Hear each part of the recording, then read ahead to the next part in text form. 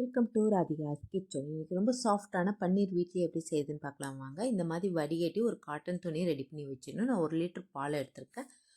பால் இப்படி பொங்கி வரப்போ கேஸை சிம்மில் வச்சுட்டு மீடியம் சைஸ் எலுமிச்சு பழம்னா 2, பெரிய சைஸாக இருந்தால் ஒரு எலுமிச்சு பழம் பிழிஞ்சு வச்சுருக்கிறது ஊற்றிட்டு, புளிக்காத தயிர் 3 ஸ்பூன் ஊற்றிட்டு கைவிடாமல் இப்படி கிளறி விட்டுட்டே இருக்கணும். தண்ணி ஃபுல்லாக கீழேயும் திரிஞ்ச பால் மேலேயும் வந்துடும் ஃபுல் பாலும்.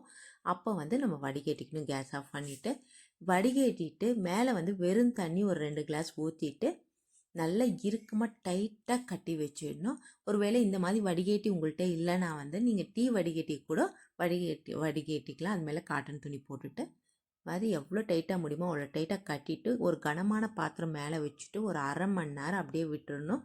விட்டுட்டு எடுத்து பார்த்தீங்கன்னா சூப்பரான சாஃப்டான பன்னீர் ரெடி ஆகிடுச்சு. கண்டிப்பாக நீங்களும் ட்ரை பண்ணி பாருங்கள். ட்ரை பண்ணிவிட்டு எப்படி இருந்துச்சுன்னு கமெண்ட் பண்ணுங்கள். நன்றி, வணக்கம்.